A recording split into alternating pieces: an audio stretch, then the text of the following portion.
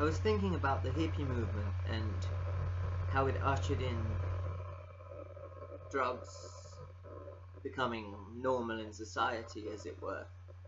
And I'm thinking about all the lives and indeed nations that have been destroyed because of narcotics and the fallout from it. And indeed, the hippie movement developed out of MK Ultra into something much more dangerous, especially when the hippie movement moved forth into China white heroin in the 70s, crack in the 80s, and now the phenomenon of narco-feudalism that is ruling many countries, especially in Eastern Europe, Russia, and the nations where drugs are produced in South America. And it's quite interesting that the movements that once were considered hippie movements and seen as countercultural are now extensions of the fascist police state. Indeed, the hippies that I know all spend hundreds of pounds on flowery trousers and such, trying to look like poor hippies, and they are based, and they don't seem to realize that the hippie movement, the New Age movement, is simply a mouthpiece for eugenicist and depopulationist agendaists. They are mouthpieces for the ultra-aristocracy. The ultra-aristocracy are filtering their eugenicist and depopulationist aims under the guise of environmentalism into the consciousness of those involved in the hippie movement. Thus, the hippie movement are basically the army, the defense, the street army of the establishment. How bizarre is that? You'd always thought that the hippies were counterculture, and all the hippies I know think they're counterculture, but they're actually defending the very system they think they're fighting against. That shows how clever the control system is, and that the hippies are one of the most diseased elements. The mind parasite has got complete control over them.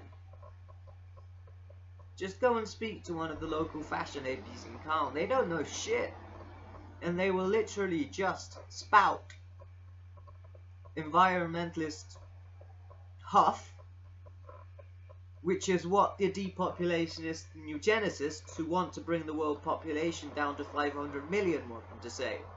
So they are actually involved in a genocidal plot. They are enabling a genocidal plot to occur. It's absolutely bizarre.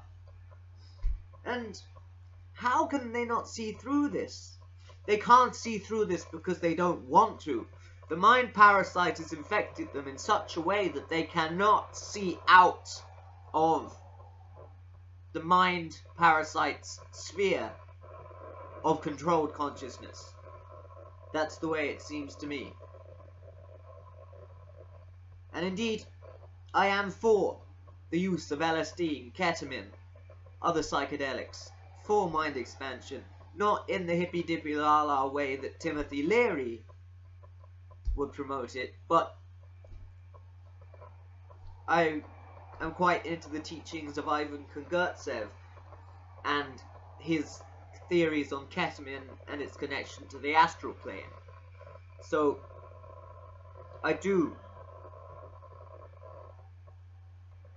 support the use of drugs, and indeed I'm anti-prohibition.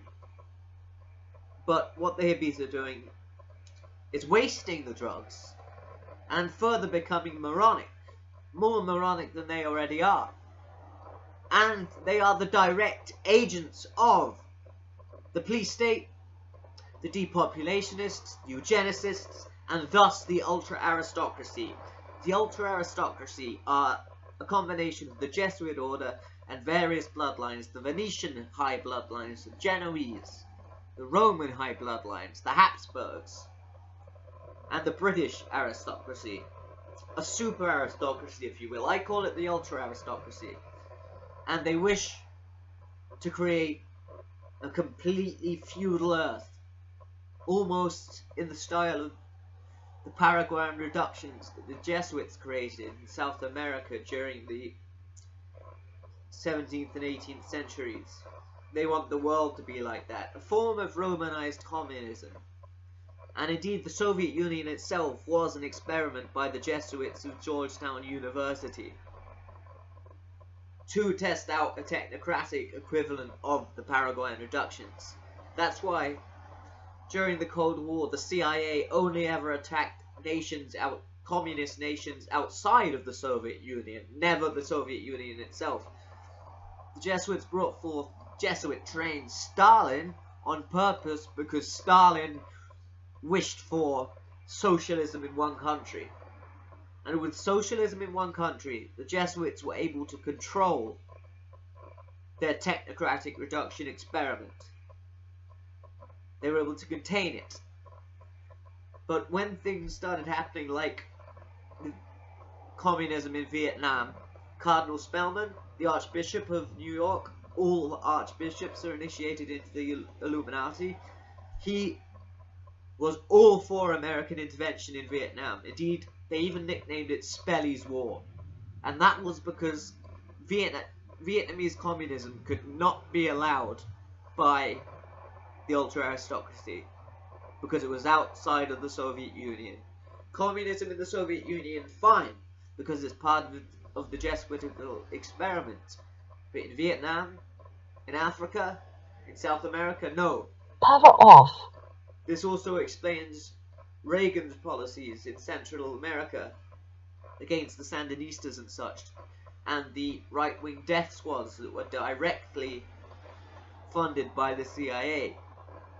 It was all part of the destruction of communism outside of the Soviet Union. The Soviet Union was never touched by the CIA's activities on purpose because it was a controlled experiment by the Jesuits of creating a reduction but blended with technocracy. So basically Romanized communism slash scientific feudalism, whatever you wish to call it. And indeed, I would say that the establishment hippies are some of our worst enemies, along with Marxists now, because they would like to push us towards feudalism also, as Marxism is a form of feudalism, as the experiment was. As I said, it was the Jesuits' experiment in Russia was an imitation of the Paraguayan-Reductions, which were proto-communist, and the Soviet Union's communism was scientific feudalism. So Marxists are some of our biggest enemies because they support feudalism. And feudalism is what the aristocracy, the ultra-aristocracy that will constitute the highest echelons of the New World Order, feudalism is their end game. Indeed, global reductions is their end game. With the role of the Jesuits is very, very important because the conspiracy of the ultra-aristocracy dates back in obviously to Sumeria, and you can find tidbits of information of their presence in Egypt and Rome, but we can really start tracing them from Clovis I and his baptism by the Pope. And the role of Clovis I was effectively the same as Charlemagne, when Charlemagne was given the title Holy Roman Emperor / Augustus of the Romans in 800, but that title wasn't around then. But effectively, Clovis I was a proto-Holy Roman Empire, ruling in a diarchic fashion with the Papacy. And Clovis was a representation of the Merovingian kings, and they were particularly known for their very, very totalitarian methods of feudalism. and it is to the Merovingians that the ultra-aristocrats look, because it isn't a society of the Middle Ages that they wish to create, not the feudalism of the medieval ages, which was softer, but the ultra-totalitarian feudalism of the Dark Ages, the Merovingian feudalism. The Dark Ages wasn't called the Dark Ages for no reason. Of course, it was named the Dark Ages for the ignorance of the peasants, thus they were kept in the darkness, but also because of the feudal totalitarianism and brutality of the Merovingian dynasty. And indeed, members of this Merovingian dynasty make up, along with the Genoese, the Genoese aristocracy, the Roman aristocracy, the Venetian aristocracy, and the British Norman aristocracy, as well as the Sabbatean Frankists. The Merovingians make up a part of the ultra-aristocracy. They are one of the bloodlines in the ultra-aristocracy.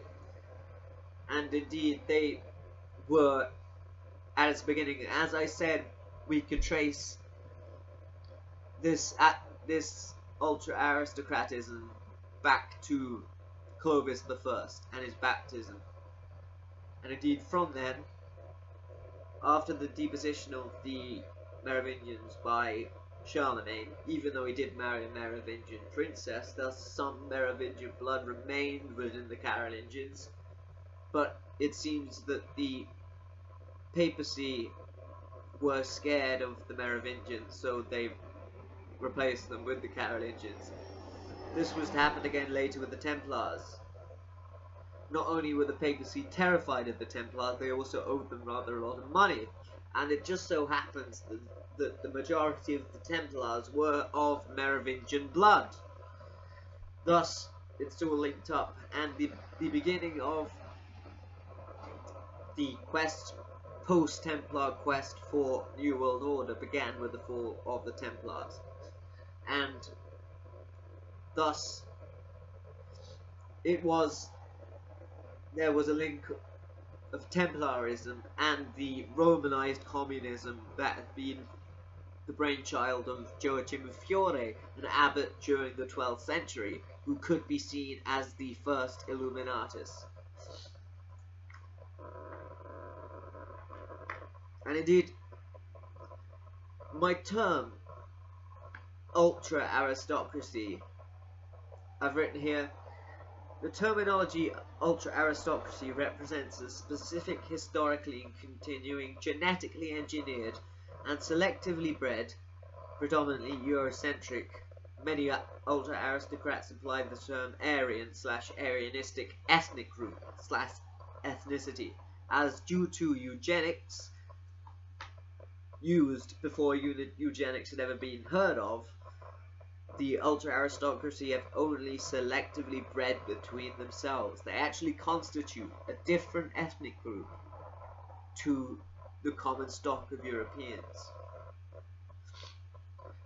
So, the terminology ultra-aristocracy represents a specific historically and continuing genetically engineered selectively bred ethnicity, an active Malthusian concept, a societal class, the hierarchy of a combination of control mechanisms, and an ideology, as ultra-aristocratism.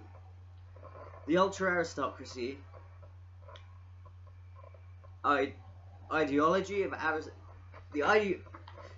ultra-aristocracy, ideology of ultra-aristocratism, and the Jesuit order, as well as the term Jesuitical, are practically interchangeable, as the Jesuit order constitute the intelligence arm, similar to the role of the CIA in American geopolitics, of the ultra-aristocracy, and the grey Jesuit oligarchy are interbred via genetic engineering and selective breeding with the ultra-aristocracy, and indeed represent an element of the ultra-aristocracy's highest tier.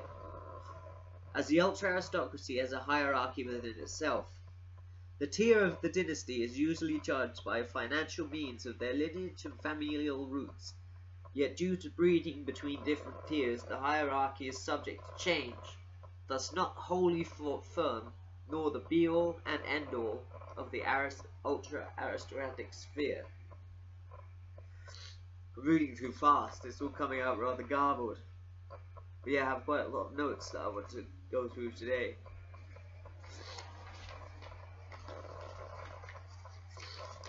But it seems to me that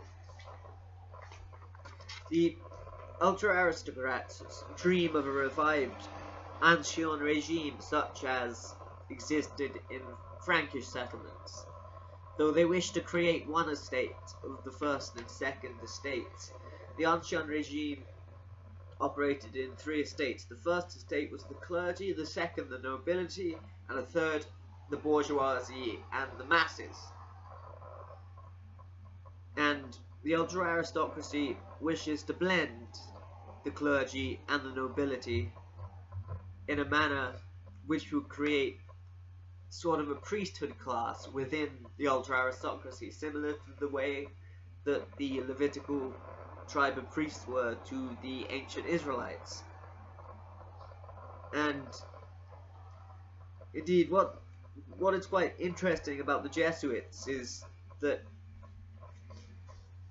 their relation to the ultra-aristocratic ideal, because after the fall of the Templars, what we know now as the ultra-aristocracy began to come together.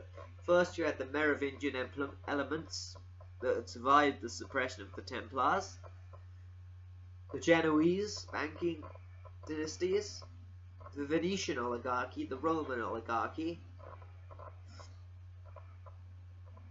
the British Norman oligarchy would join during the 1600s, 1700s, 1700s, and 1800s, so they're not relevant just yet.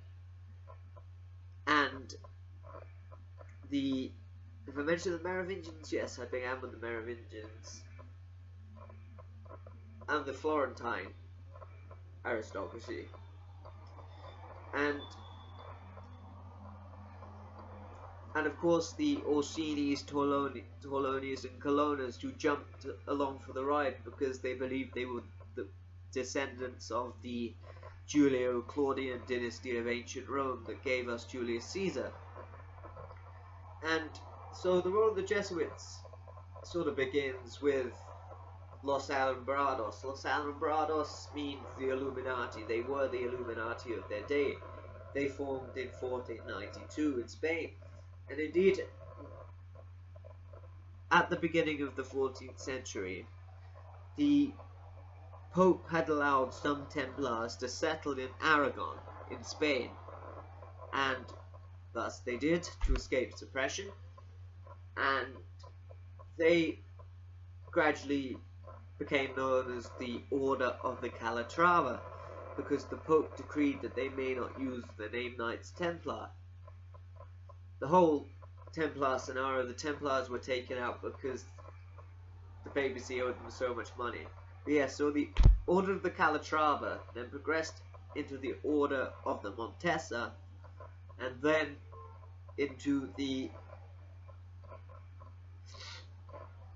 Alumbrados, the Illuminati. And it was a member of the Borgia family. The Borgia family constitute a part of the ultra-aristocracy, as I call them, and they found the Alumbrados and decided that the Alumbrados could become the military wing of the ultra-aristocracy, and could also be used as mediators between the ultra-aristocracy and the Papacy. And thus, the Jesuits were formed from Los Alumbrados, and by papal bull, they became official as the first military order of monks, and indeed the Borgia family brought them forth, and it just happened that there was a Farnese Pope at the time. Not all the popes, in fact many were against the ultra-aristocracy, but the Pope at the time, Pope Paul III, was a member of the Farnese family. The Farneses are a dynasty that are part of the ultra-aristocracy, so he was happy for Borgia's new group, who would become the intelligence arm of the Vatican and the intelligence arm of the ultra-aristocracy, especially the Genoese elements. And the Jesuits rose to power very quickly because they planned how to when they were Los Alumbrados, the Illuminated, and they gained power through the confessional, by taking confessionals of first bishops, then cardinals, then princes, counts, and even the Pope. And with this power, they were able to blackmail the ultra-aristocracy and the papacy. Thus, they were effectively the most powerful entity on earth. And the original oath, which they were bound to, was to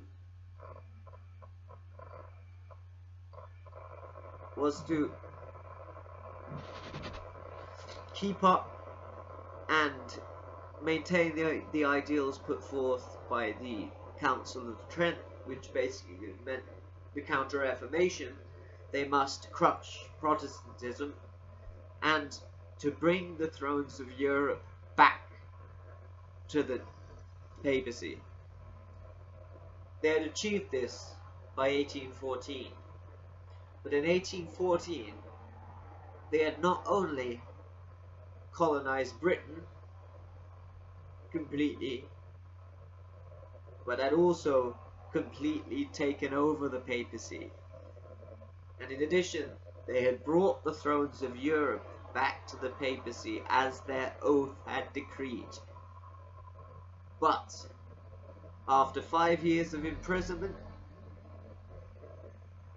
Paul III restored the Jesuit order after its suppression in 1773. Between the Jesuit suppression and their restoration, they took over Britain, which they had already been gradually taking over for centuries, at least 2.5 centuries anyway since their formation, but they'd also taken over the papacy. So what was their aim now? They brought back the thrones of England to the papacy. But who was the papacy? They were the papacy. Every pope since 1814 has been a puppet of the Jesuits. Every pope since 1814 has been a puppet of the Jesuits.